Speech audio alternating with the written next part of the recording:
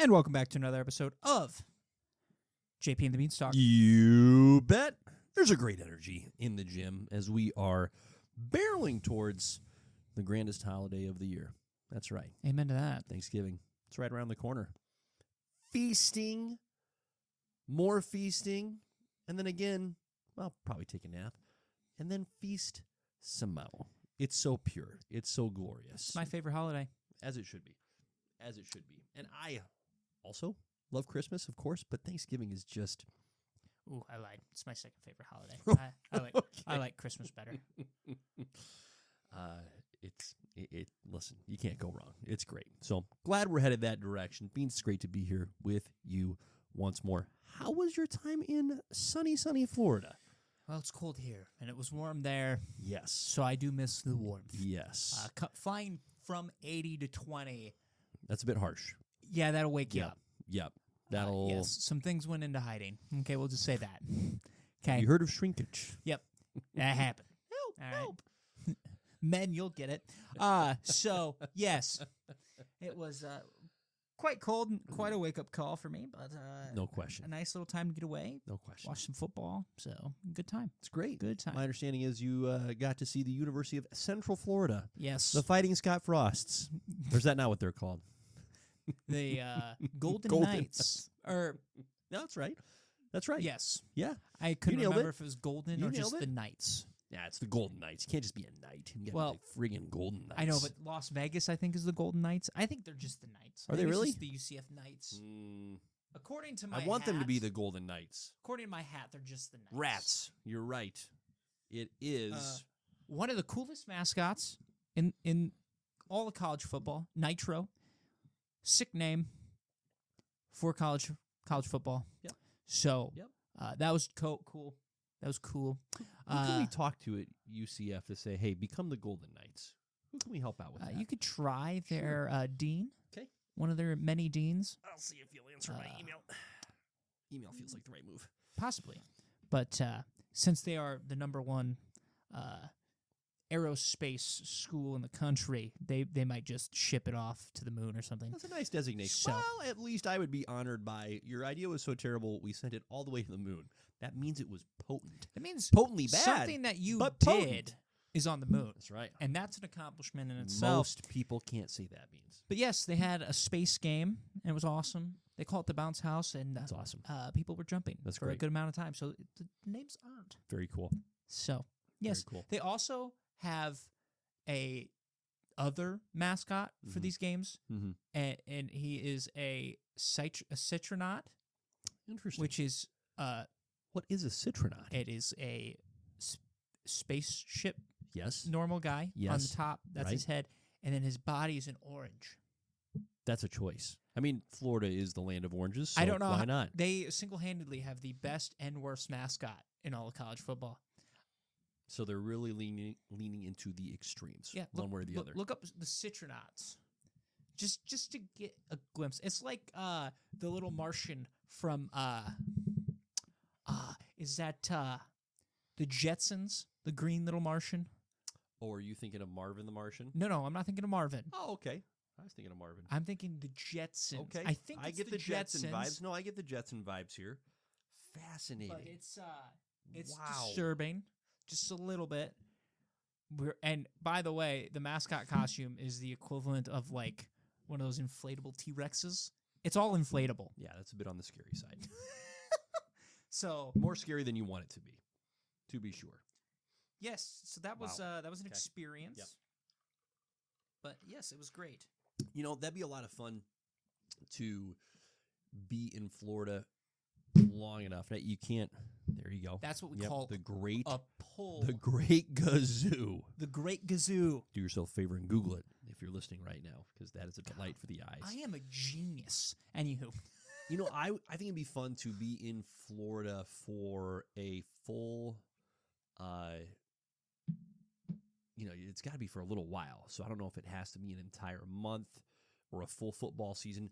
Long enough period of time that you can go to all of the Division I football programs well, on a Saturday, right? Like you got your obvious, your Florida State, your Miami, but Central Florida, Southern Florida, Oh gosh, I'm blanking on some others off the top of the dome, but that'd be a lot of fun. Same thing I think would be fun to do in Texas, like in California, those bigger, more populous states. I think it would be just a fun little slice of the world. Florida State is on my list. Yep. Going to Gotta the be. swamp Oh, would be amazing. I'm sure that game is super expensive. Yep. But it would be worth it. It's one of the best rivalries in sports. yeah. I was jealous. My dad earlier this year was in Georgia and was fortunate enough to go to the Georgia Ole Miss football contest, which was very competitive and highly entertaining. He said it was a great experience. So that'd be a whole batch of fun. I think just seeing other parts of not just the country in general, but other fan bases to see how different are we? How similar are we? Right? What's the vibe check? Because here's something that blows me away. Okay, whenever they show these SEC football games, so many of the dudes in the stands are wearing polos. I don't get that. What's with the polos? Maybe we're starting to age out of it. Maybe we are seeing it less, but it was far too common. You don't go to a football game wearing a freaking polo. Fraternities, dude. Those are frat boys. You get out of that fraternity right now. If that's what they're insisting that you do on a football Saturday, that you wear a polo shirt, run. We Run. work with a lot of college kids. Yes, we do. And I will go on record saying I do not believe in fraternities and sororities. Okay? This is a whole tandem pole we could go down, but it would be a long, long beef from me. Listen, you sold me on the polo thing. That's it. Done. Blow them all up.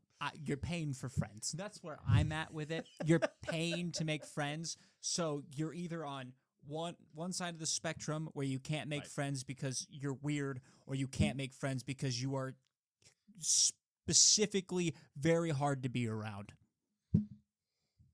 You're out there. Douchebag.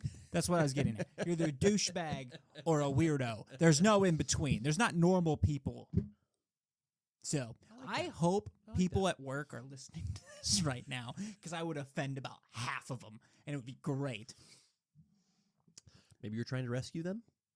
Give them a different future? In my Instead of own- wearing a polo. in my own way. Wear this. Hey, In your own way. maybe- In your own way. Maybe don't do a fraternity. Maybe just meet people like a normal human being, instead of this brotherhood that has to last for however long. Ugh. Sigma Delta, shut up. Shove the Greek letters up your butt and around the corner. I don't care. At least we know where you stand. Oh, we yes. we have clarity there. Very strong opinions. That's fantastic. Well, to segue from that, now that we know the news on fraternities, let's talk a little news roundup in the comic book and entertainment world. We have a mixture of tangible, solid, legitimate pieces of information and your good old run-of-the-mill sprinkles on top, the rumors that may or may not prove to be edible goods. On the front side, hey, we had a new Wonder Man trailer. Yes, you sent it to me with the caption of, "This changes everything." And I knew it wouldn't. But because I'm a good friend, I watched it. You liar. You're in Florida sipping Mai Tais, LOLing with your dad. Like, I know how to mess with JP. Here you go. Technically, The show's going to suck. All right? This trailer proved it. It changed nothing. It proved it's going to suck. Josh Gad is going to be in this. This changes things. I will watch the episode with Josh Gad. You're right. That changes one thing. And also, And that's it. this trailer hinted at him having powers. Josh Gad? No. Well, maybe. Who knows? Can you imagine if he just turns into a snowman? It's going to be one of those annoying scenarios where, yes, he has powers, but he's not allowed to use them. Did you throughout see the show. I don't know. Did you see how that cup liquid moved? That's entertainment. I'm so excited. Not sure if I like the sarcasm. Honestly, getting you to watch it was just the highlight, because you want to know. I'm glad it made your vacation that much better. You want to know what my thought process was? I see, new trailer. They have to have something new in this. Right. I watch it. I'm like, Nothing. someone else deserves to suffer alongside me. So that's like, Sharing the You know- suffering. You know, it'd be great if I send this to 3 other people in one group chat and just see them eat each other alive. So Soul didn't believe me at all, No, he was right. bastard. He was correct. You should have watched that. You were right. He was 100% accurate when he said he got the best of that exchange by not watching it. He was right. I fell on the sword. Yeah, so it's going to be terrible. In the let's bounce around here. In the rumor mill, Wonder Woman is rumored to make her first appearance in this new DCU in the 2027 Superman film, Man of Tomorrow. For clarification, they're just looking for a very tall woman. Yeah. In her late a rumor. 20s, early 30s. It's a rumor. They could completely swerve us and go like Big Barda. Here's a little rabbit trail to go down. Why? Now, there's a balance. There's a balance here. On the one hand, certainly no need to be hasty. On the other hand, what exactly are we waiting for is my question. On Wonder Woman? Yes. On Wonder Woman, I find on it... Flash, like on these core DC characters. Well, why are we so determined to introduce Wonder Woman into a Superman movie? Can we talk about that for a second? That's a bit of a pattern, isn't it? Yeah. Batman versus Superman, you're like, oh, Wonder Woman. Yep. Okay. Yep. But why? This one, again, it's like, why? She doesn't really fit the story. That's why I think it'd be really funny if they swerved it. Literally, Big Barda honestly makes a little bit more sense. Uh-huh. Little new Genesis action. Yeah, sure. A little bit more sense. I'm not, put her with Miracle Man in there. Maybe they have to get out of a little jar. I would love to see I know you would. Miracle Man. Oh, come on. So, Free, baby. you know, that I could see it being a swerve ball. Because to me, you don't need this movie to introduce Wonder Woman. You don't. I'd rather her have her own thing first before she Agreed. enters No, I agree with that. a Superman. Like, I'm sorry. I I agree would with not that. be super thrilled for even Batman to show up in the Superman movie. I want Superman to have his spotlight. Yep. Like, the supplementary characters Yep. they picked for the first one was Right. perfect Yep. because none of them, Supporting, not distracting. right, Yep. none of them took away. So a lot of them shined. It was like a perfect mixture. Yep. So you throw Wonder Woman in there, I'm a little like, Why are we doing this? Thunder might be stolen a wee bit. Sure.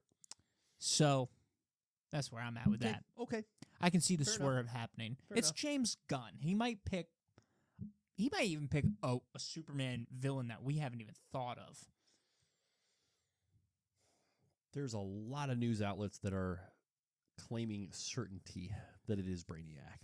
That part feels, For the villain? that Yeah. part feels like most certain. Yes, I To agree me, with that.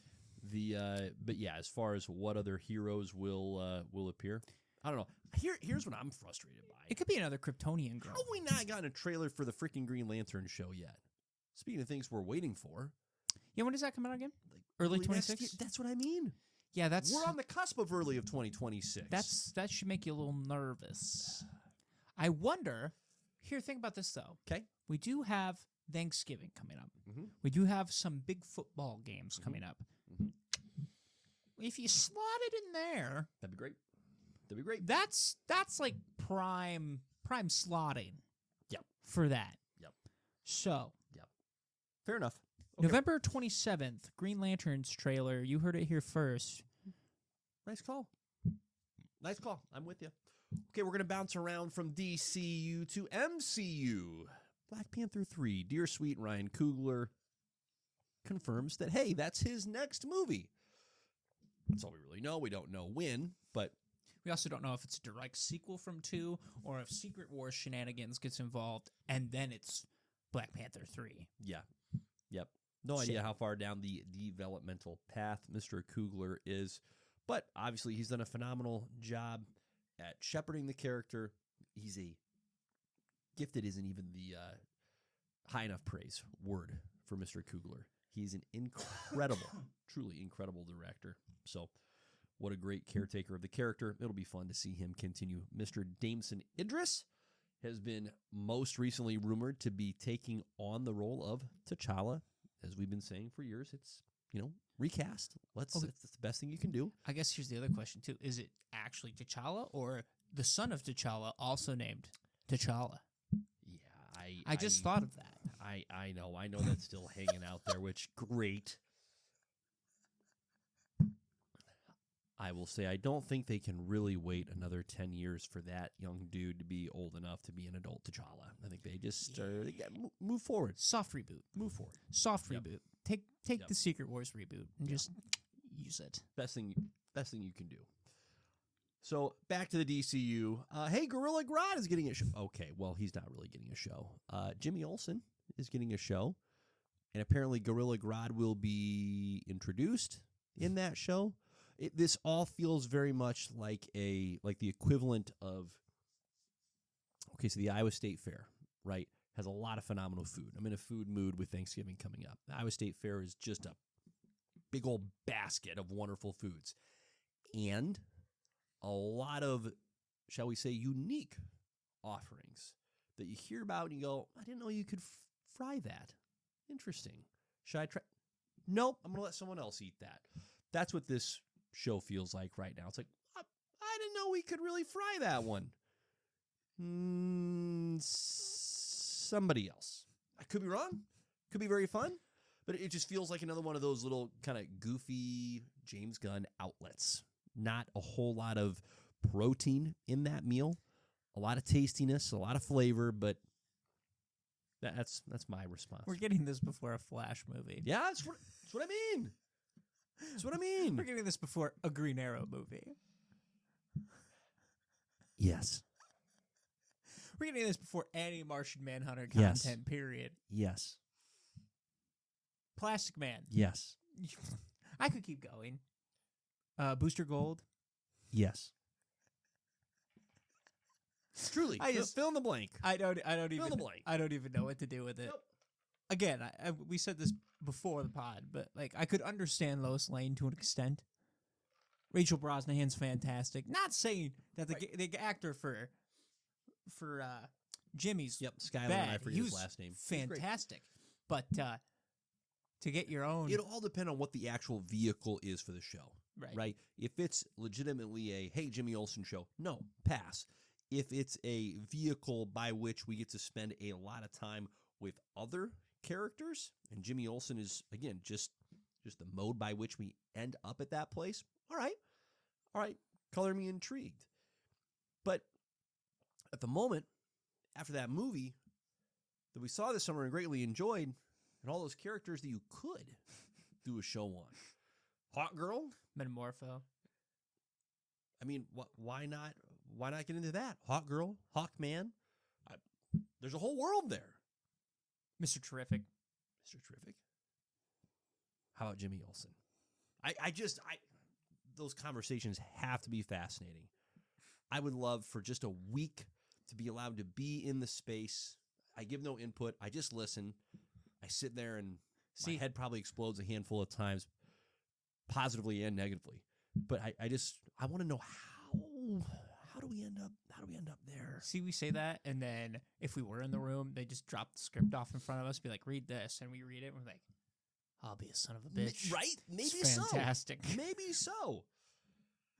Okay. We're in there crying. Yep. So good for you, Jimmy. Back to the MCU. Hey, this isn't much in the way of news, but it's still fun to point out. Daredevil's been wearing a black suit. Some of the promotional images they've been dropping. It looks fantastic. It's going to be awesome. It's going to be so great. He's going incognito for this season, and I love it. It's going to be great. Early 2026 could be a blast. It could Lantern be. Show, Daredevil, Born Again season Aliens, season 2. Street Heroes. Yep.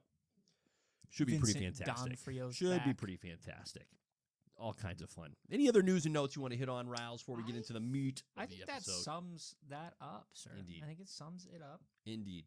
All right. Well, let's continue on with our travels through the MCU. This is round 2. On today's episode, we are diving deep into the Incredible Hulk. Hashtag not the worst that you'll ever see. So, The Incredible Hulk came out in 2008. This iteration of the character starred Edward Norton in the titular role. Also, you had Liv Tyler as Betty Ross, William Hurt, R.I.P. my guy, in there as Thunderbolt Ross, Tim Blake Nelson as Samuel Stearns. Good to see you. Good to see you, Tim. Oh, and we're double dipping on the Tims. Tim Roth as Emil Blonsky. Is that even allowed to have multiple Tims in, supporting roles? Well, it happened. So, allowed or not, they did it. It's Thomas, so you can't have multiple Toms. There you go. You can have multiple Tims, not multiple Toms. Good. Okay. Good note. Glad I have been corrected on that rule. It's a legality. And it cannot go without saying that my guy Ty Burrell shows up in this movie. Old Phil Dunphy. For 10 minutes. For 10 minutes. Not even. As the faithful, caring boyfriend of Betty Ross. And then he just gets abandoned. Abandoned. He even stands up to General Ross. And does he get his flowers? No, he does not. You done my guy Ty dirty. I felt bad for him. But, and also his name was Leonard. Sorry, Ty. They could have called him Lenny. He bounced back. He got into Modern Family. He did great for himself. The film, on as far as, hey, how was this particular sausage made? To dive even further down into that, this is more of a results-based metric here. Didn't make a lot of money. Okay, let me rephrase that. Made a lot of money. But as far as movies are concerned, in the blockbuster variety in particular, the worldwide box office gross was approximately $264.8 million. So, okay. That's one of those, call them participation trophies, where it's like, hey, you were there. You did it. And that's about it. The budget was $150 million, so it was profitable. It was profitable. It came out June 13th, so smack dab in the middle of the summer. We already touched base on, hey, Iron Man and the Dark Knight really dominated, the box office and audience's attention. So there's a little bit, I think, of some unfortunate timing here, which isn't the movie's fault. It is the MCU. It is Marvel's fault. They did have some control over this. Obviously, they're partnering with Universal Pictures here. So how much say who did what, Also, I don't know. do they know that in the back of their head when they're making these movies that Iron Man is going to be what it is? No. So they kind of were just like, let's just throw that out there. Right. That's what I feel like. Yeah. Point is, it's a bit of a victim of timing. Not completely. You put that movie as the tentpole on July 4th, and I don't think it's going to do that much better or be that much more well-received. But the point is, this movie was doomed to be forgotten, which in a lot of ways it has been. I truly don't think I have watched this since 2008, maybe 2010. I mean, it's been a piece. Been a long time for me. It's been a piece. That's why I had to rewatch it. Yep. The only other thing I'll say on the casting front, the only other characters that ever returned to their respective roles, William Hurt probably had the most screen time of any of these actors and actresses. And rightfully so, by the way. He's a great fit as Thunderbolt Ross. Truly a great fit. Edward Norton, of course, did not return. Liv Tyler. Did we actually see her in the most recent Captain America movie with Red Hulk? Or did we just hear her voice? Maybe. I remember hearing her voice. Gosh, we didn't even see that long ago, and I'm blanking all of a sudden. That's hilarious. Maybe a couple minutes. Yep. But Tim Blake Nelson as the leader. She shows up in the prison. Okay. For some reason I was not feeling confident. Cripes, did we actually get a view? Okay, so great to have Liv Tyler get a little nod there. Tim Blake Nelson, of course, had a substantial role as the leader. He just had to wait, 16 years, Also, 17 years. Just be patient. And then, of course, Tim Roth had a little time to, shall we say, shine in She-Hulk. Shine's not the right word. I don't know what the polite word is. He was there. But he was participated. He was also there after not having appeared as the character. As far as we know, Tim Roth, Shang-Chi had a little tease of Abomination. I doubt that was Tim Roth, but potato. I'll have to look to see if he actually got a credit for that one. But, okay, there's all that context that a person could ever need, want, or hope for Give us your initial take here. Well, it was better than what I remembered Sure. because I remembered nothing from this movie. This movie, like you said, it just gets lost in space and time, and you're like, oh yeah, that exists. Yep. Edward Norton. This is going to sound like offensive to Mark Ruffalo, maybe. That was a mistake to recast him. They should have figured that out. I love Edward Norton in this movie. Really? I do. I like him as Bruce. He just More than Ruffalo. yes. Wow, what a hot take. I think he brings more to the character of Bruce. Now, in Mark Ruffalo's defense, dude's never gotten a solo movie. To have that screen time, to give him that shot, I don't know. Emotions hit harder for me with Norton than they do with Ruffalo, if that makes sense. Unpack that for me. I'd love to hear more. Like, it seems like an actual it seems more like an actual struggle with Edward Norton, with the Hulk and him trying to get rid of the Hulk, and Ruffalo, I don't know. It's just like he's not as emotional in his like delivery or his lines. It's like he's kind of just there accepting what his situation is. I don't know. It's hard to explain. okay. Maybe I can explain it better after we watch Avengers when we get Mark Ruffalo in there, and I can be like, "There's a difference." And maybe I just think Edward Norton's We'll a better. have to hang on to that, won't we? Maybe I think Edward Norton's a better actor. Maybe that's all it is. I just enjoy him better. Sure. I don't know. It's fine if it's a personal preference. I mean, without question, Edward Norton he's a great actor. He is. To each their own, I think, on the Edward Norton, Mark Ruffalo.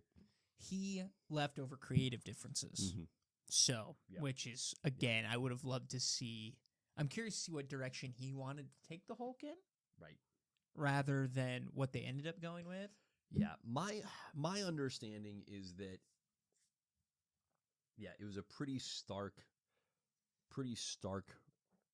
difference of opinion on how to approach the character.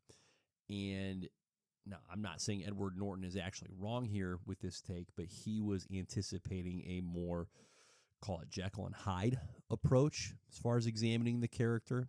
Mhm. And that was not, of course, what we ended up receiving in this particular iteration. And I guess that's kind of what I mean too. Like, Yep.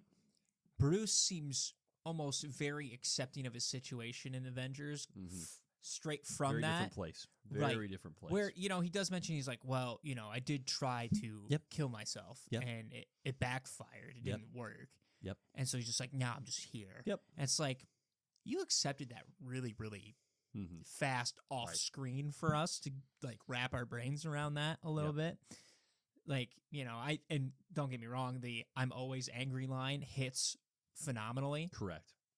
But at the same time, you're just like, we missed a large amount of character growth between a movie.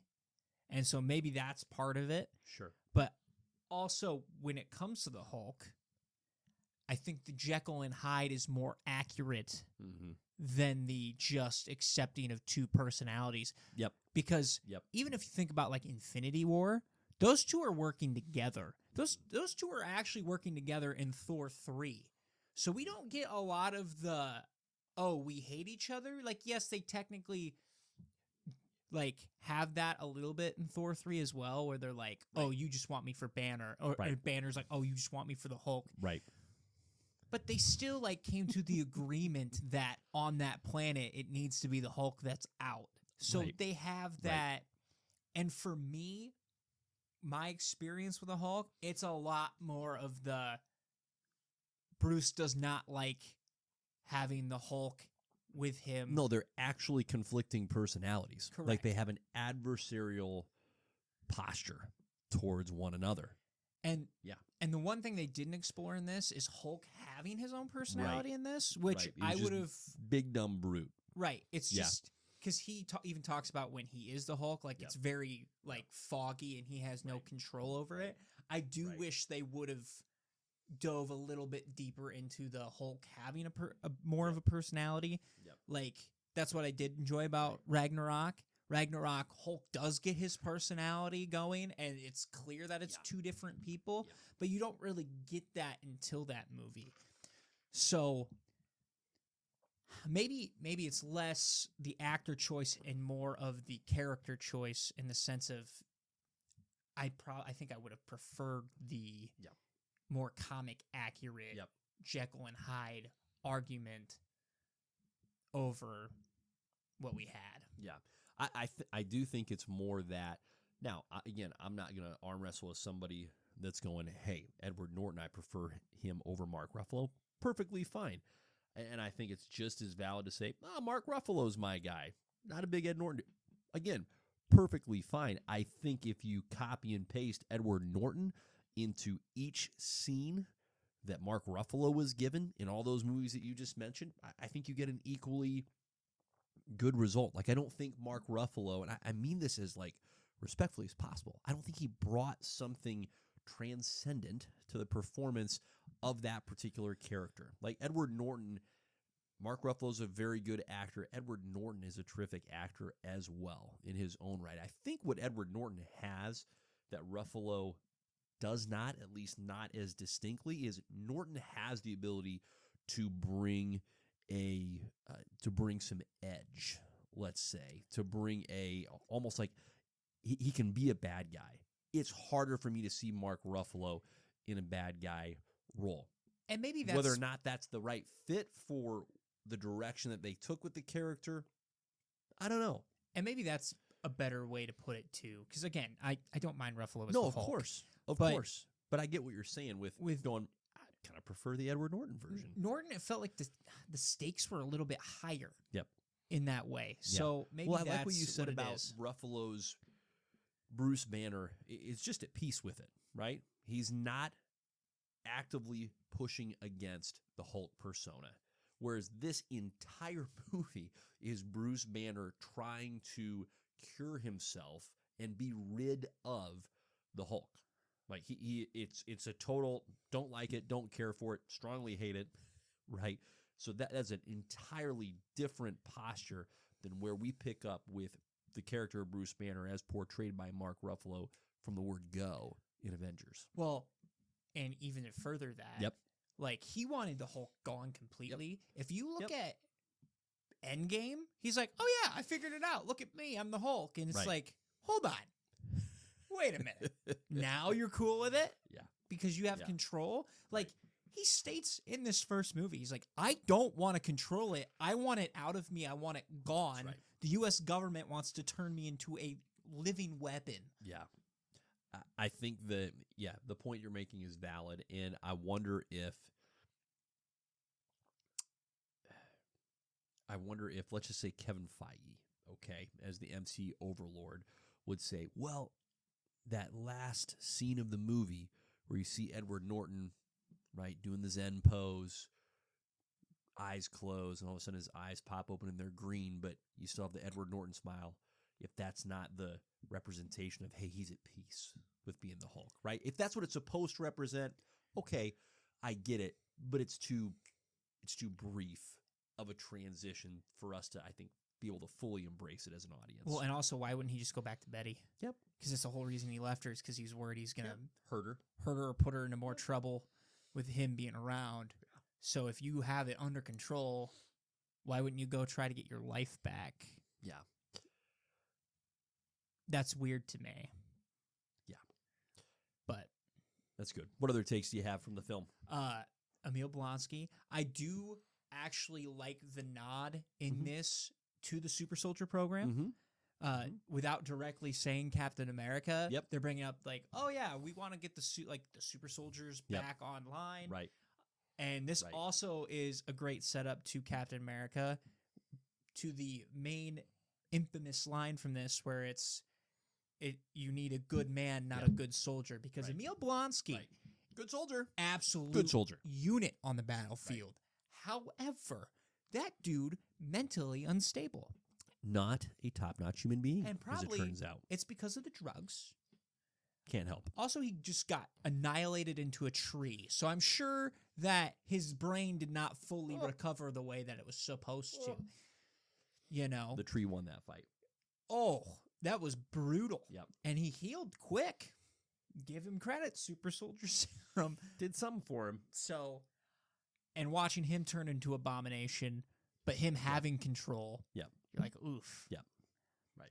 But that final fight, fantastic. Mhm. I could watch those two battle it out the whole time. Mhm. This is where I wish the Hulk had his personality, Hmm. because I would have loved Yeah. the Hulk Some actual dialogue. shit-talking Abomination would have been phenomenal. Right. Instead of it just being one way with Abomination dropping some lines and Like- Hulk with, okay, nothing. Just grunting. Yep.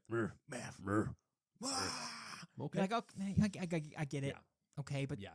you can talk. Right. Right. So, William Hurt is arguably the best villain in this movie. Mm-hmm. Fantastic, and watching him realize, oh, I'm the problem, May have messed up here. just a wee bit. Yeah. I think so much of this movie's struggle for me is they just don't know what to do with the Hulk. And the dialogue or lack thereof is a perfect example. And in the movie's defense, the comics for the longest time also did not know what to do with the Hulk. I believe it's the same year that this movie came out is when Planet Hulk and World War Hulk, if it's not exactly the same year, it's in the same 1 to 2 year range. And those comic runs, for me, were transformative in my posture towards the Hulk, because I only had Bruce Banner in one camp, the Hulk in another camp is just the grunting brute. And Planet Hulk in particular is where Hulk is far more articulate, far more thoughtful. Still, yeah, the tendency to rage and smash, of course, but it's not just blind, big, dumb beast. It's actual cleverness, actual thoughtfulness partnered with that persona. And I wonder, for this movie's sake, if it hadn't been able to just come out 2 years later and then it had that source material to point to and go, oh, hey, here you go. Look what Greg Pak did. We can do that with our Hulk. So the movie didn't do itself any favors by not coming up with a new way, but in its defense, I also understand that, hey, listen, the comics hadn't figured it out yet either. Yeah, but you could still have Hulk smash Yes. and Yep. Hulk strongest there is Yeah. come out of his mouth a couple of times. Yeah, but that's just where the character of the Hulk becomes much more engaging, when you have a Hulk persona and you have a Bruce Banner persona, not Right. just I smash and I'm a genius. It's like there's got to be more there on the smashing side. There just does. Well, and you also look at it and you're like, how did Captain America tell that guy what to do? Jeez. You know what I mean? How did he go Hulk smash and Hulk's like didn't just punch him out? Right. Because he smoked Thor, Yep. and he's just cool with Captain America giving him orders. Yeah, there's a coherency that is far more well developed than what we see in this movie at all. And again, maybe we're supposed to believe, hey, all that transformation took place off screen, but that's not very satisfying as an audience member when we want to see the transformation, not just be presented with it. And we can get more into that when we watch Avengers here in the next Yep. couple of pods. Yep. But no, that's it is. And I think that's just Hulk in general. I think Hulk is kind of hard to get behind. Yeah. Until you give him the personality. Yeah. Like, even in more recent years, they've given him multiple personalities to Right. just mess up Bruce's brain Yeah. even more. Yeah. And they even go into showing that Bruce isn't actually a good guy Mhm. sometimes either. Sometimes he's part of the problem as Sure. well. So it's just, yeah, that relationship was a little lackluster. Yeah. I would have even liked Yeah. a scene or two of them communicating in their heads. Yep. Even. 100%. And there's just, because there's no relationship between those two either. Yeah. There's no direct relationship. Right. So, but as for the other characters, Mm-hmm. yeah, William Hurt is arguably the most intriguing. Ross is the most intriguing character we got out of this, and Yeah, he kept for sure. showing up. And it's one of those things where it's very unfortunate that Universal has the rights to the Hulk, because of that, we missed out on a lot of Yep. opportunities. Not that I'm out Yeah. here being like, the Hulk needs 6 movies. However, Ant-Man's had 3. correct. And the Hulk should have 3 Yep. before Ant-Man, Yep. for sure.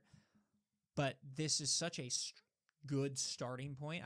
Not the best starting point, but it's a good starting point if you can build off the right blocks that you have. Again, I think if you are focusing on Ross being Yep. your main antagonist throughout Right. that franchise, Right. I think that's perfect. Having him send Abomination out in the first one, and they didn't kill Abomination. Right.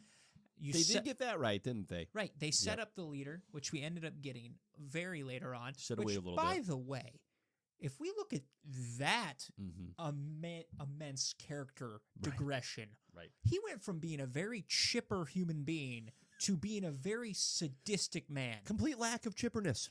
Correct. There's no chip in there. Now that It's just made an S. sense Yeah. in Captain America 4. They Right. actually did a good job of fleshing out. Also, you had 16 Yep. years of time in Yeah. between to be like, oh yeah, no, if I was in prison for 16 years, I'd be pretty pissed about it too. Yep. Yep. I would be. Yep. So It does provide fresh appreciation for what they presented in the 4th Captain America movie. No question. but like Hulk 2, you pull the trigger on leader and Yep. maybe it's him and Ross Right. working together to find and take out the Hulk, and then you get your little twist and he's wanting to mind control Yep. the Hulk. There's some Absorbing Man would be a very Mhm. fantastic, Mhm. interesting villain for the Hulk to go up against. Even throwing Thor at him. Yep. Or Wolverine. Like, that's the beauty of the Hulk. You can kind of get away with him fighting heroes for a little portion of time. So, it was a good start, a solid start. Yeah. It was good enough, right? Like the 2003. Did you ever see the 2003 Hulk movie? I've seen bits and pieces. It's been a very long time. I know they go Yeah. really in depth with the relationship with his deadbeat dad. Yeah. Super rough movie. Super rough movie. I remember so much. The build up to that movie was immense, and equally as immense was the letdown. And so I think in a certain respect, this movie almost serves as like this sacrifice of, hey, we just got to get over this hurdle, like make a Hulk movie that's not a dumpster fire. This is not a great movie. It's flawed, but it's also far from the worst movie. And I think where it serves itself as that worthwhile sacrifice is because it's right next to Iron Man. You have elements that moving forward, Feige and the rest of his MCU gang was able to say, okay, here's what we need to be. Here's what we need to not be. And by not be, I just mean there's just sloppy elements here.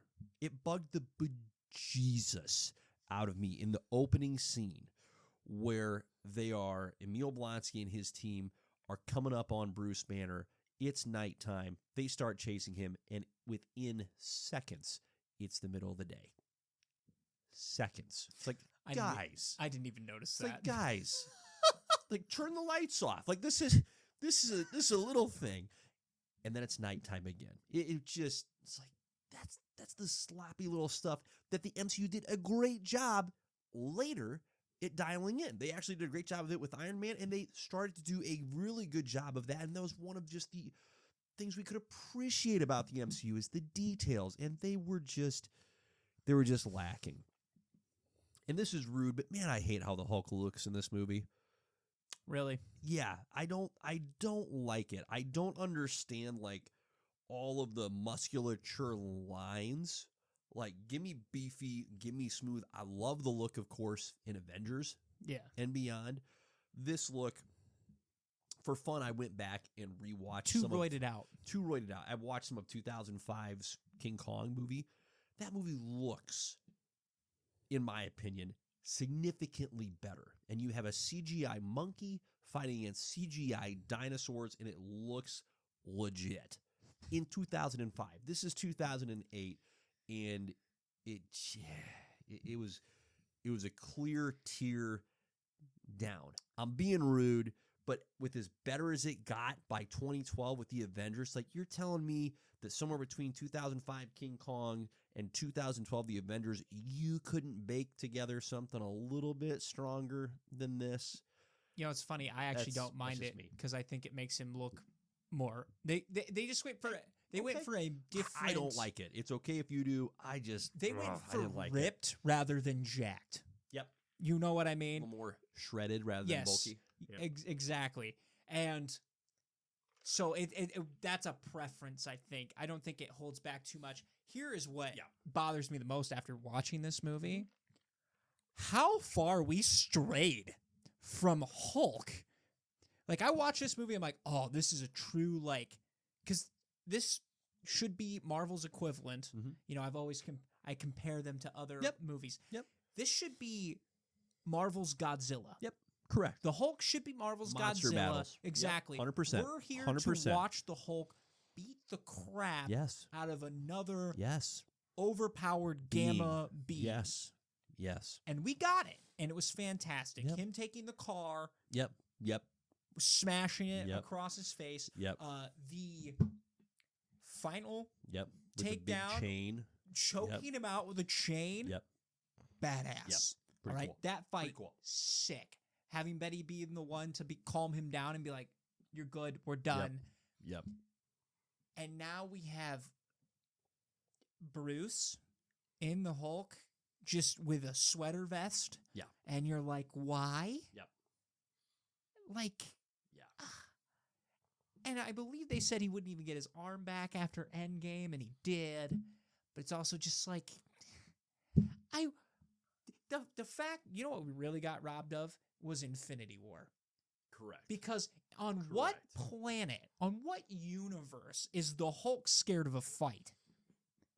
Not for a whole movie's worth. Not my Hulk. Not for a whole movie's worth. Hulk is going to want to take him on again and again and again to prove the point that he is the strongest being. There's not a Hulk that I am aware of that's like, no, I'm good, man. Let's leave the weaker version of myself out there and he can deal with it. Bull crap. It's fine that happened at the beginning of that movie. It's not fine that it was maintained throughout the finale of that movie. That should not have been a thing. It shouldn't have been. It shouldn't have been. No. And then it's him going mano-a-mano with Supergiant in full Hulk form, not wearing a Hulk Buster suit. Correct. I totally agree.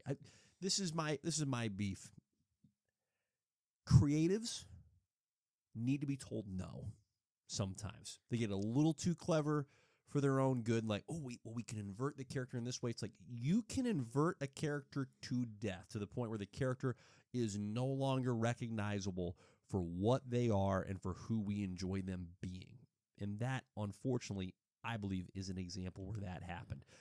It worked, but it wasn't the best move. It was like, hey, we're going to have pizza. Awesome. All right, well, here is a Jack's Frozen Pizza. You're going, yes, that's pizza. That is, but I was really thinking we do, at minimum, like, if we're going to do a take and bake, let's do some Papa Murphy's, or let's go to the Pizza Ranch buffet. Why are we settling for Jack's here? It's pizza, but it's not really what we could do, guys. Well, and yeah, you look at that too, and you're like, okay, so after Infinity War, those two came together and were really like, you know what would be really best? Yep. So if you just gave me your body. Yep. What? Yeah. No shot. It's just, again, just a little too fond with your own cleverness. And can you do it for a little bit? Yes. But let the freaking Hulk come out. That is the best thing this movie does, is it lets the Hulk come out. It lets him smash. It doesn't have a whole lot else going for it, in my opinion, but at least it gets that part right. At least. Yeah, I think that's the one thing they should have done more of, is just more Hulk fights, is what they should have done. They should just lean very, very heavily on the Hulk fighting a bunch of things. And they kind of did, because even they tried to. At the college, I think they made an effort. Him taking out the tanks was solid. Yep. The helicopters. But you also knew it was going to be short-lived. You're like, this isn't going to work, Ross. And that's the Come thing. on. He didn't have the competition there till the end. Yeah. So you're just like, oof. This is like a kind of a gross request, but they needed to show more of Abomination smashing people as well in that New York battle, right? You get kind of like a distant, really quick, oh, it's there and then it's gone view of him just smoking the cops out of the street. It's like more of like show how freakishly terrifying the like monsters is the right word. These are monsters. And That's the stakes. That's what should be happening. can you imagine him just chucking a human right Yes. at the camera? Yes.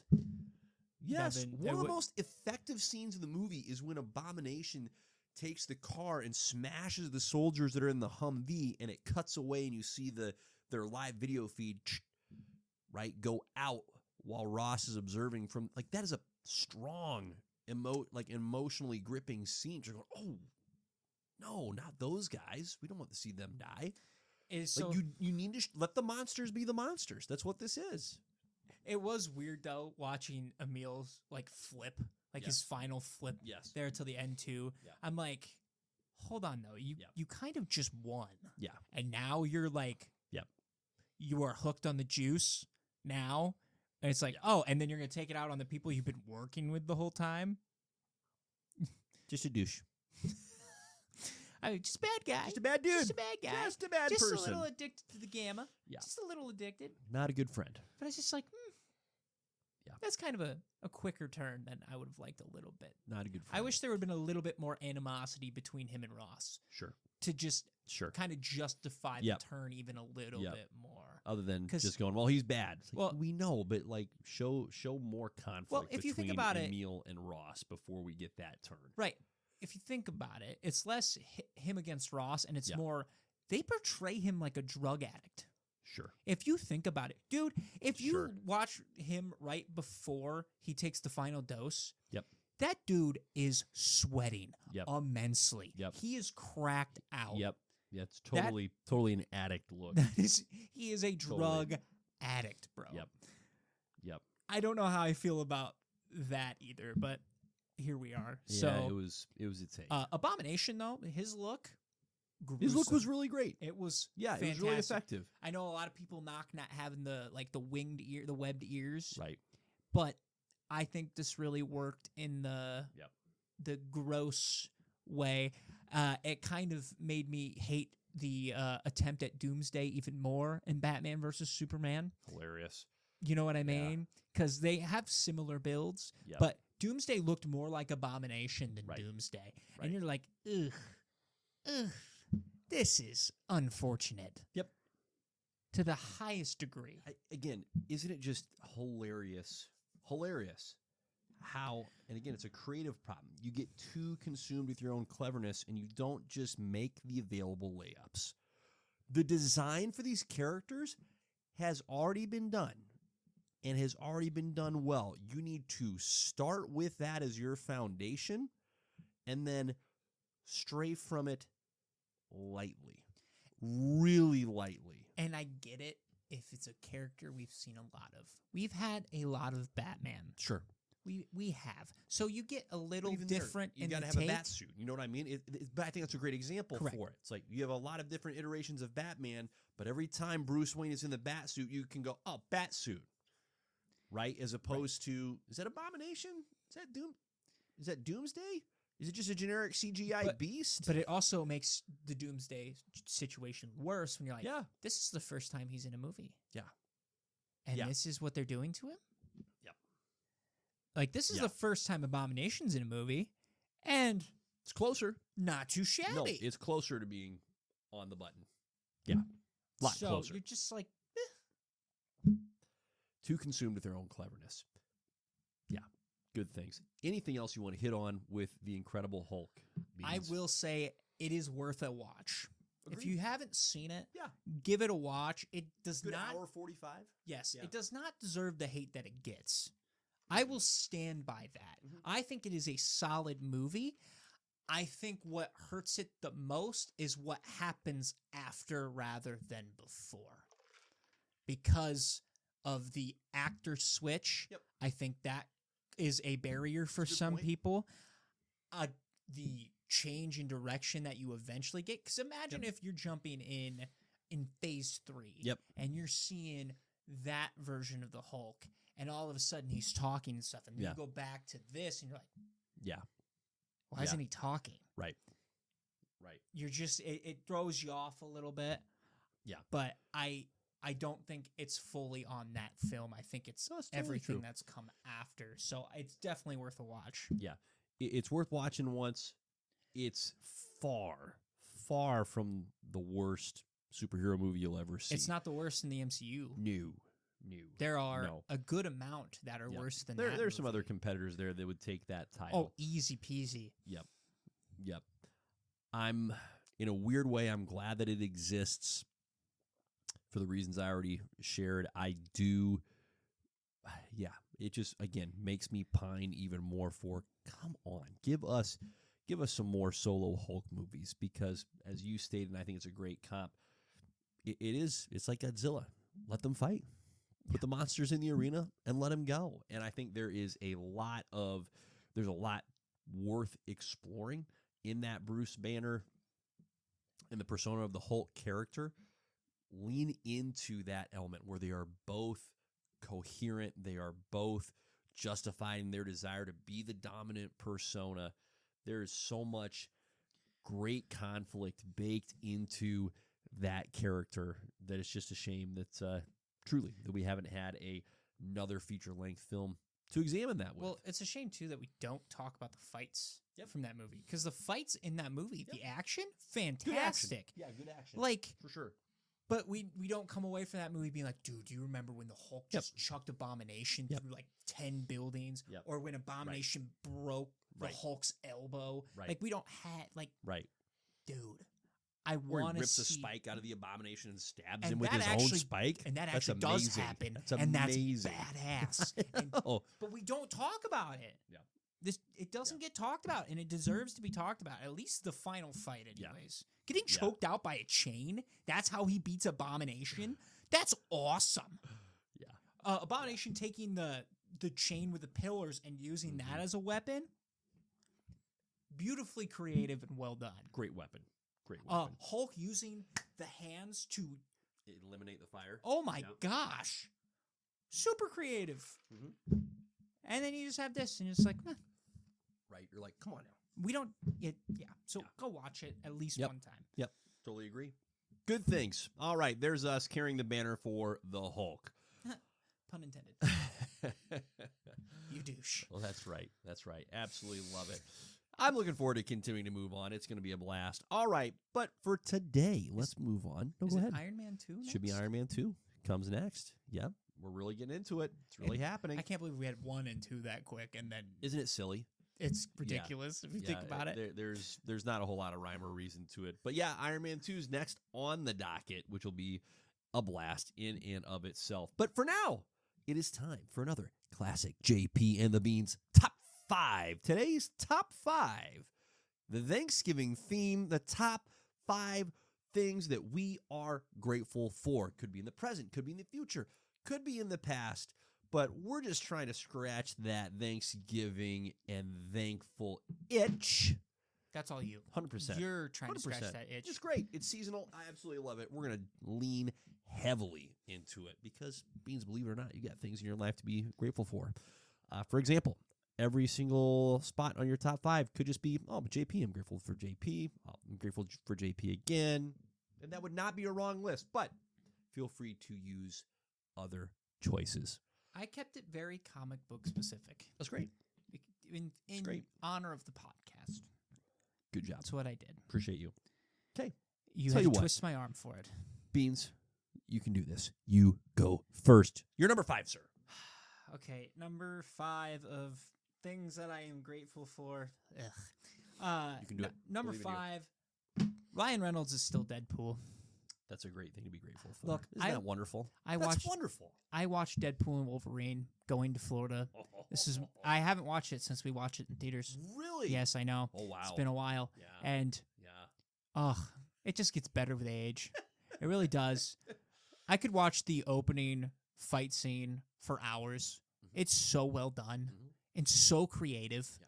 and brilliant. It's brilliant with the in sync, hilarious. So I could watch the scene where he is going through the different versions of Wolverine every day.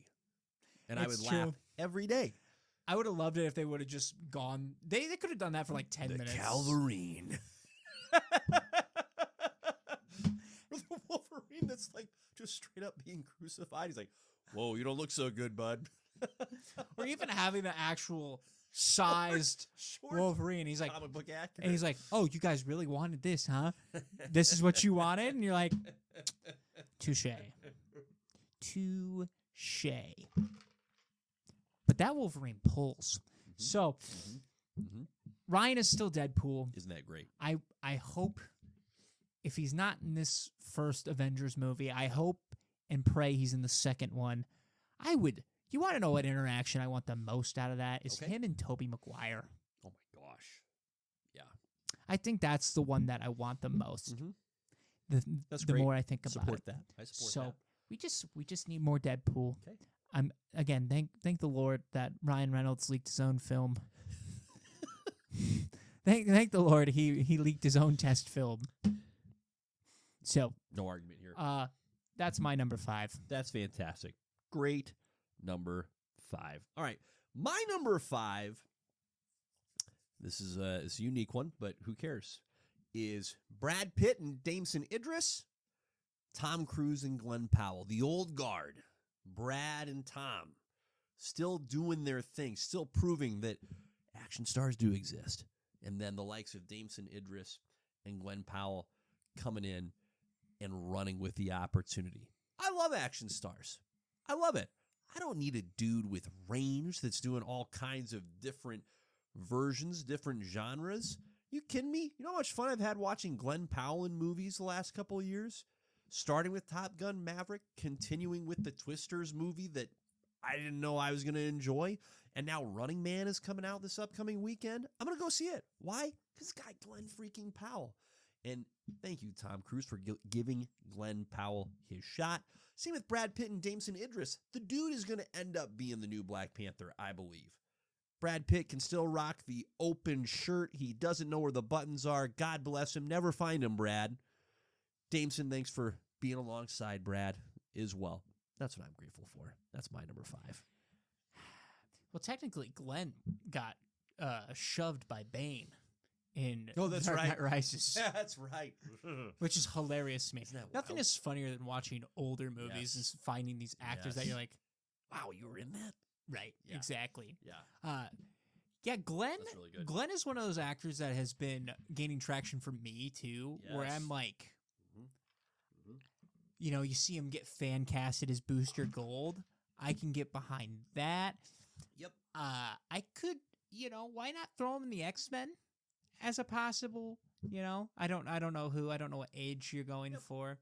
Yep. But he's got options, and He does. I was honestly He does. hoping Hal Jordan for him. That would have been great. Yep. You have options. He needs to be in there. Right. Just build a superhero franchise around that man. You can find a character that's going to work and 100%. work well because he can do it. 100%. He's got the you said you don't need range, but he does have range. He has it. I'm not disrespecting the range. I'm just saying that, like, Tom Cruise, I love Tom Cruise for what I get to see Tom Cruise in. Same with Brad Pitt. And yes, they have the opportunities to do other things, but I love the action movie star, man. Come on. I also though love Tom Cruise in Tropic Thunder. Yes. Hilarity. They Comedy. should have made that character specifically just have a franchise where he just is continuously producing movies that just blow up in his face. Never say never. Could happen. So that's my number 5. My number 4, Peter Safran. Okay? I am so grateful that Peter Safran is there as the guardrails for James Gunn. Okay? Peter Safran, for those of you that may not be initiated or just are going, how am I supposed to remember this guy's name, is the producing partner of James Gunn. They're good buds. They collaborate on all of the major decision-making when it comes to the DCU, and I think Peter Safran is going to prove to be, and has already proven to be, a critical filter by which he can help guide James Gunn towards the weird outlets of, sure, go do Creature Commandos. That's great. Peacemaker, absolutely. Superman, here's what looks good, here's what sounds good, James, and here's what needs to just be kept in the weird cabinet, let's say. I think this is part of what's going to make this work, because you and I have long had the question of how on earth is James Gunn supposed to write, direct, and oversee all this. I think Peter Safran's that secret weapon. I think he's proving to be it, and I think he's just going to continue to be a helpful guide moving forward. So, Peter Safran, I'm grateful for you, bud. Yeah, it takes more than one man. Yes, And Peter totally. Peter will probably be the unsung hero of Totally. that grouping. Totally. So, That's my number 4. Beans, your number 4. my number 4 is Clayface is finally getting the recognition that he deserves. That's great. Now, did I want it to be as much as we've gotten? Maybe not. But he's getting a solo movie. Again, not what I asked for specifically. I literally just wanted to be the villain in Batman 2. That's all I asked for. But hey, And yet, here you go. They Here's one some up me. extras, bud. they want to up me and they're like, movie. Yep. You're like, oh, Batman? Right? We don't know. Right. Probably not. It's like eating Thanksgiving at Grandma's, and you're like, oh, Grandma, this all looks great. And she's like, yes, isn't it? Here's a second full plate. You're going, oh. No, I meant it's really great. Nope, you got to eat this. No, it's more like you mentioned to her Yep. that you like the mashed potatoes. Oh, sure. Then it's just a And- plate of mashed potatoes. And then that's Yeah. all that it is. Yep. And There then you she go. made Better. extra mashed potatoes, and you're like, oh, for Grandma, you. I love you, but this is not what I meant. Because let's go into the Clayface just a wee bit, okay? Again, he's getting his own movie. He shows up in In Creature Commandos. Creature Commandos, and you're like, Not oh, small role either. you're like, fun Yep. nod. Yep. Okay, does it Yep. quite make sense? No, No. no, but he's here, and okay. Yep. All right. And then, we've got him in the Harley Quinn cartoon. God knows why, but he's there. Okay. So he's just everywhere. And people were thinking that he took over for Rick Flag Sr. in Oh, right. Peacemaker season 2 for Right. a little bit. Yep. Like Yep. which I don't think he did. But he could have. He could have. But he could have. I was kind of hoping that they would have Yep. been like, "Oh, Clayface," huh? Right. But Yeah. so here we are, Yep. and Clayface is here, Yep. and again, a Mhm. great villain. Mhm. I just was hoping that it would just be, in a Batman movie, and he would just be the primary antagonist for one Batman movie. Hey, maybe we'll get there. Maybe Batman will show up at the end of Clayface. I can't see a scenario where Batman doesn't show up in that movie. Yeah. Because no other character is going to make sense. Right. Look, I don't want Nightwing to be the guy that stops Clayface. Yep. No offense to Nightwing, but don't de-level Clayface off the bat, off the rip. Right. No pun intended with the off the bat thing. Good one. Good one. But I'm just like, so I got what I wanted, and it's here, and let's just see where it goes. Correct. So that's my number 4. Correct. Is it That's fantastic. my number 3 now? It is your number 3, I sir. hate that you're making me do this. You're doing such a great job. Keep it up. We are getting the Daredevil black suit. Bang. We talked about it a little bit. Yep. I can't wait. Looks fantastic. First of all, I find it hilarious that Daredevil has multiple colored suits because he doesn't know what color he's wearing, period. Ouch. Like, Ouch. have you thought about Actually, that? a really direct blind guy joke. It's like, what suit you wearing today, Matt? What? Oh, you didn't They're know? Wait, they're not all blue? And they're like, wait, hold on. You think you're wearing blue? Dude, you've been red for most of the time. Except that one time when Blue's you were not in your palette. ugly yellow. It's not even there, you, right. You looked like You've worn yellow, not ketchup and mustard, mustard and yeah, ketchup. you looked like a Yep. plate after 3 hot dogs got eaten. Yep. That's what you Yep. looked like first. Correct. So for him to have all of these suits. Oh, Now, is it pure black or is it got a little bit of the armored? got a little bit of red. Does it have in any of the there. armored vibe in it at all? You know what suit I'm talking about? Okay. The armored Daredevil. I'm not sure if it does. I or don't not. think it does either. It's very subtle if it does. I am super excited for the black suit. I can't wait for him to come out of the because first of all, Mhm. this is going to be like Daredevil on the run. Yep. This dude is going to be hunted Right. left and right. Right. So I can't wait for him to just show up out of the shadows, very Batman-esque. Yep. But just Billy Club to the face. Boom. It's going to be Suck it. awesome when he first fights in the black suit. So, and we Totally. also, I believe, got a tease for the more classic looking Daredevil suit with the classic D on the front. So we're gonna get some good Yeah. Daredevil suits, good Daredevil time. More the better. That's my number 3, black number suit 3. Daredevil. Great number 3. My number 3 are the actual comics. I think we're in a really special season of the last decade or so. There is a bounty of wonderful, wonderful material to read out there across both DC and Marvel. And don't hear me say, oh, it's all wonderful. Of course it's not. But there is a lot of top-notch stuff, whether it's Jonathan Hickman on the Marvel side, Scott Snyder continues to crank on the DC side, old vets like Mark Waid on the DC side. I mean, it's great stuff. Like, I just recently read the X-Men Krakoa origin by Hickman. That story was nuts in a good way. There's so much solid content out Does there. get a little weird. I think I stopped at a good point before they got too weird. Because, Yeah. Krakoa X-Men is weird. Yep. Stopped before we got too far into the weird. But there was, is it Tanichi Coates that wrote a great Black Panther run? That's sometime in this past decade. The art has been outstanding, too. Really outstanding in comics. We are getting a very good art. Yes. The Stage. leveling up has been just really fun to witness. So, truly, for anybody that is listening that hasn't yet dived into comics, now is as good a time as any to do it, because you have, again, just a bounty of content, and Marvel and DC are getting better at releasing content in a way where you can enjoy it without having to worry about all the context of the decades that came before and have come since. Those, are they call them the compact titles? I'm close, but I'm not quite right. The stuff that Soul Yep. sent us. Yep. So truly, if you go into your bookstores, you will see bookstores are doing a great job as well of displaying this content, but individual stories from different characters that are phenomenal standalone pieces of work. So keep doing it, comics. That's the kind of stuff to keep doing more of. Make your stuff accessible, because it's good. It's good, and it's the comic publisher's job to curate the best stuff, present it, make it available. So the actual comics, guys, are a lot of fun. That's what I'm grateful for. Number 2 on my list, the summer of 2025. That was a blast. That was great. We did have a good summer. We had a great summer, going all the way back to, I'm going to say, Thunderbolts kicked us off.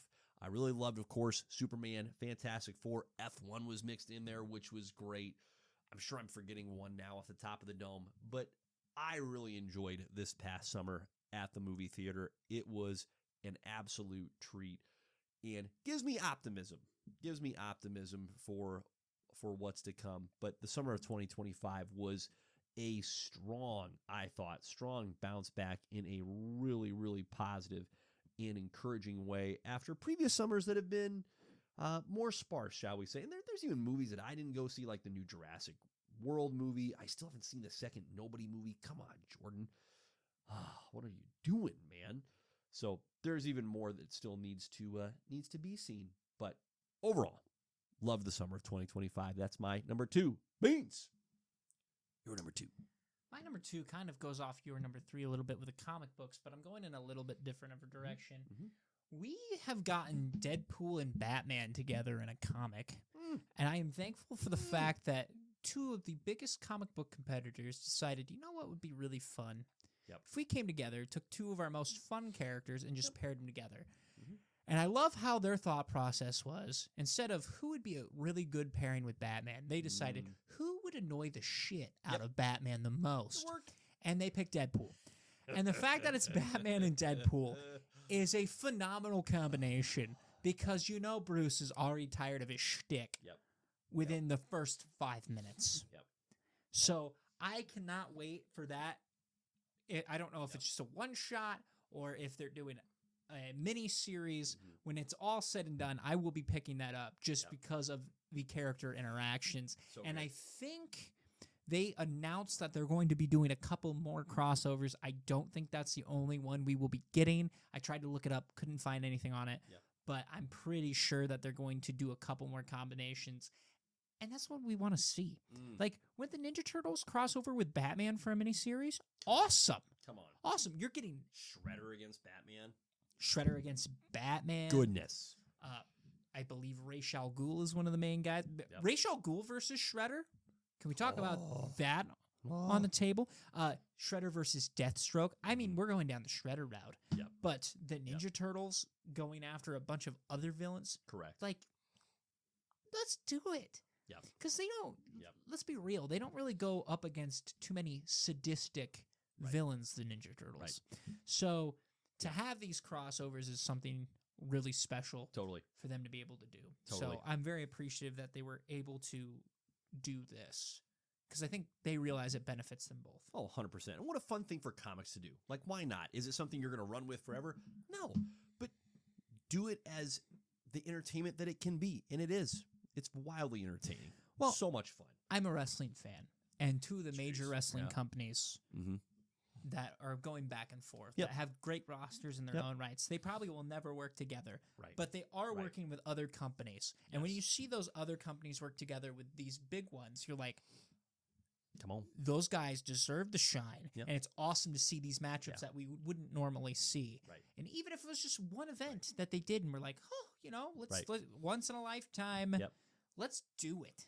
Yep. So that's my Totally. number 2. Love that. Great number 2. Your number 1, sir. My number 1, and I think we learned it after this year, Mhm. DC movies are back, baby. Yep. I am actually extremely excited for DC. Yep. Whatever they put out, I am ready to watch. Yep. Marvel lately, I have been skipping some of the stuff, Mhm. which I normally wouldn't have done. Yeah. Yep. DC, I am ready for anything Mhm. that they release, Mhm. and I'm going to be at least semi-curious. Jimmy Olsen is the first one that I heard announced, but I'm like, I don't know about that. Because, look, Yeah. Clayface, I was also a little skeptical, Right. but I'm going to tell you right now, if they confirm Batman shows up in that movie, I will be in that seat. 100%. And I know you will be too. 100%. Even if it is portrayed as a horror film, we will get over the horror part and we will sit there to watch Batman come in for the last 10 minutes and That's right. save the day. That's right. I'm just genuinely excited, and it's all thank you to, again, James Gunn and Pete Mhm. Safran being Mhm. able to not only take characters that we know and love Totally. and essentially revive them into what they should be, Mm-hmm. but we're also getting other characters that have a chance to shine in like Creature Commandos. Right. Right. Like that's something we would have never seen in 40 years. There's no way. Correct. Correct. And yet here we are. We're getting something creative. You look at Peacemaker again with its ups and downs, right? It still was a solid thing to watch at least one time through. Totally. And so to get this, they are putting out new characters that we can all get behind, and it's a very refreshing thing for a superhero fan to be like, okay, I love Marvel, kind of sick of Marvel. Now we're getting into DC, and it makes Marvel step up their game and be like, okay, Right. we have legitimate Right. competition again. So we have to take our time and do what we need to do. So I'm all for it. I'm very happy they're back. We're going to Yeah. get some really cool stuff. Lanterns, Yep. especially. Oh. I cannot wait for us to get into that. That's going to be sweet. Yep. The hype Yep. is over the moon with that. Yeah. Yeah. And that leads into my number 1, which is very similar to yours. Opportunity. There's so much opportunity ahead. DC being the most obvious where the trajectory is coming up. But even for Marvel, I think the lessons have been learned and now they're being applied. I'm still nervous about what we're going to see with Doomsday, that film in particular. But where I am very optimistic is that I should be looking forward to those next 2 Avengers movies. Frankly, the place that I'm in right now, I'm more looking forward to what comes after. Yeah. Right? Where they're Yep. going, hey, we're gonna get into the X-Men and we're gonna keep them around, right? We're gonna do it right. I almost feel like there's one last hurdle to get beyond. But regardless of that, there is opportunity ahead. We still have freaking Daredevil. That is still awesome. That is still wild. And the fact that they're bringing in the previous cast members from Jessica Jones, from Luke Cage, from others, it's like there is still fertile soil there to be tilled and flourished. So there is a lot of opportunity. You've mentioned this numerous times. The reality that now there is tangible competition between the two, the rising tide could and should lift all boats here. So to me, it's yes, acknowledge that the last several years have been holistically underwhelming, and don't miss the fact that what we just experienced this summer sets us up for some real neat stuff coming out ahead. Well, and DC, I mean, we talk about the James Gunn hire being so brilliant, but another thing you don't think about too often, but is got to be a big part of what makes James Gunn so successful, he had his boots on the ground for Marvel. So he was able to see firsthand what was working, what wasn't working.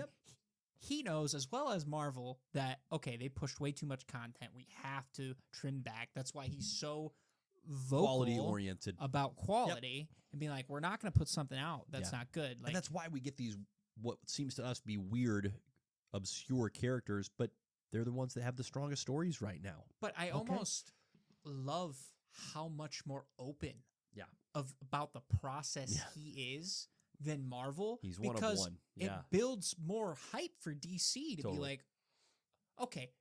Totally. Aside the fact that it's going to be Jimmy Olsen. If it's Gorilla Grodd as the main focus of that show, okay. Piqued my interest. Gorilla Grodd's awesome. Like you're telling me a talking ape, because guess what?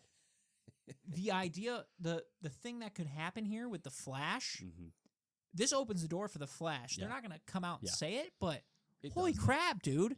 If we get the Scarlet Speedster from a Jimmy Olsen show, you have to watch almost everything they put out. It's crazy to think about it that way. But Grodd is such a good villain. Barry Allen or Wally West, whichever one they decide to go with. Truly. You got good options on both ends. So I'm just, I'm very excited with the possibilities of DC. And I hope Marvel kind of takes some nods, and instead of after the Avengers, instead of releasing their Phase 6 or Phase 7, I think they get rid of the phases altogether. And it's like, okay, here's what we have planned. Start fresh. This is subject to change. Here's your next couple of movies that are for sure confirmed. And then go with that. Because look at how bad Blade has gotten burned from that process. My gosh. As an example. But there'll never be another Blade. It's true. But, I mean, James has even came out and said, oh, yeah, we're not doing this anymore. We're not doing this anymore. It's awesome. So. Yeah, it's great. It's great. Beans, good things. Grateful for you. Grateful for today's pod. Anything else for the good people that we are also grateful for? No, that's it. Take We're us home. done. That's great. On that great. note, Godspeed. Peace.